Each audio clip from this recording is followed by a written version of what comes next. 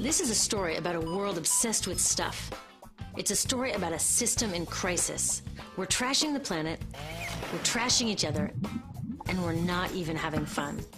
The good thing is that when we start to understand the system, we start to see lots of places to step in and turn these problems into solutions.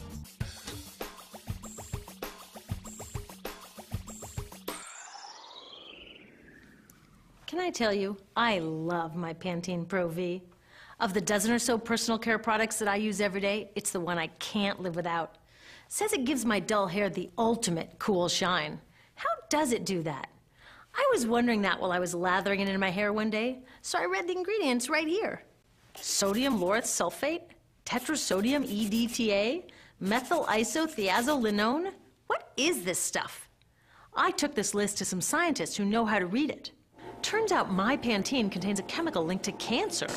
And lots of other products in my bathroom, from sunscreen to lipstick and even baby shampoo, also contain chemicals linked to cancer or other problems like learning disabilities, asthma, and even damaged sperm. Like most parents, I try to keep my family safe. But now I find out my bathroom is a minefield of toxins? What are we supposed to do? To find out the answers, we have to go back to one of the key features of our materials economy: toxics in, toxics out. If, at the factory, you pour toxic chemicals into a product, like baby shampoo, you're going to wind up with toxic baby shampoo, and toxics in workers, communities, and, babies. So let's take a closer look at this toxic outrage where it seeps into our lives every day, in the bathroom. The average woman in the U.S. uses about 12 personal care products daily. The average man about 6.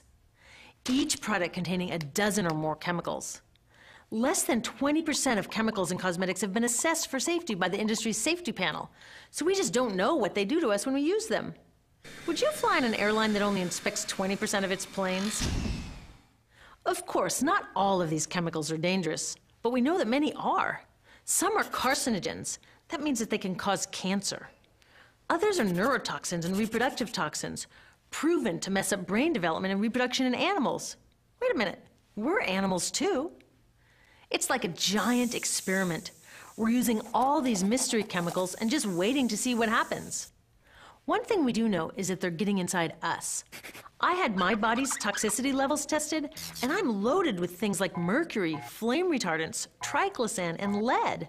We all are. Even babies are being born pre-polluted. Now, I know we can't live in a lead-free world, but do we have to put lead in our lipstick? I don't know. Maybe it's my fault. Maybe I just bought the wrong thing. At the store, the choices seem endless. I can get lipstick in 49 shades, or shampoo for hair that's too dry, oily, fine, limp, or frizzy. But what about the choices that really matter? Like the choice to buy products that are safe? It turns out the important decisions don't happen when I choose to take a product off the shelf. They happen when companies and governments decide what products should go on the shelves. So who are these companies? This is Procter & Gamble. They're the ones offering me Herbal Essences, the #2 shampoo in the country. It contains toxic petrochemicals made from oil. Since when is oil an herb? On cosmetics labels, words like herbal, natural, even organic have no legal definition. That means that anybody can put anything in a bottle and call it natural, and they do. I mean, can you imagine a top seller called Petro Essences? Gross. What's even nastier are hair relaxers marketed to 5-year-olds and skin whitening creams. These are super toxic, both in their ingredients and in the message they send about what beauty is. Ooh, here's Estee Lauder offering me a chance to help find a cure for breast cancer. That's nice. But wait, they're also using chemicals linked to cancer. Don't you think the best way for Estee Lauder to fight cancer is to stop using those chemicals in the first place? So really, I get to choose between meaningless claims on a bottle. But these guys get the real choice about what goes into those bottles. And that happens back here, at the factories where they're formulated. Why do the makers of these products use all these toxics? Are they trying to poison us?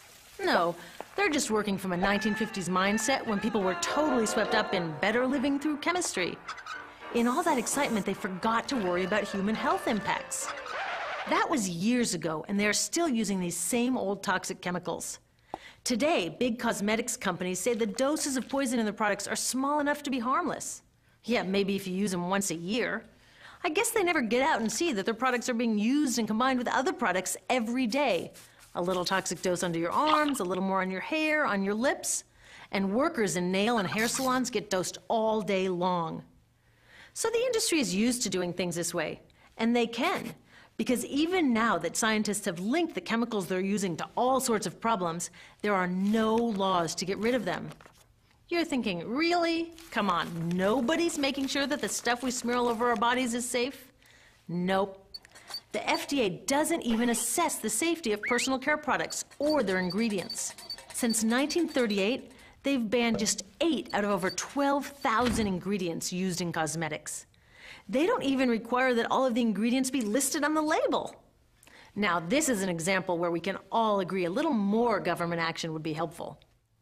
This lack of regulation leaves a huge hole that the cosmetics industry is all too happy to fill.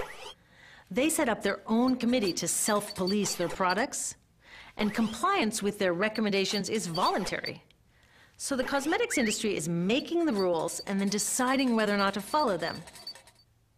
So you see, it isn't our fault that these toxic products are in our bathrooms. It's a whole broken system that's ignoring the simple rule: toxics in, toxics out. But we're not helpless. There are resources online that we can use to protect ourselves by identifying the best possible choices in the store. But the real action is with people working to change the system. Because if we really want to solve this problem, we got to start here with these guys. Women, parents, workers, people all over the country are demanding that Congress pass a new law, giving FDA the power to make sure that our personal care products are safe. We need common sense laws based on the precautionary principle. That means that when you're dealing with hazardous chemicals, just err on the side of caution. Let's not debate how much lead should be allowed in lipstick. Just get the toxic chemicals out of our products. Smarter laws would force companies to get past that old 50s mindset and figure out how to get us all clean and shiny without toxic chemicals. Can they? Totally. Many responsible cosmetics companies are already putting safer products on the market. Green chemists are developing substances that are designed to be safe and non-toxic in the first place. European governments have required the removal of many toxic chemicals, and companies have figured out how to comply. When cosmetics are reformulated to be safe and labeled honestly, then we can feel comfortable with the choices available at the store. We can choose bouncy hair or full hair, shiny lipstick or matte. We can even choose to feel beautiful without using 20 products. But we'll know that whatever we choose, the most important choice, the choice to be safe and healthy, has already been made.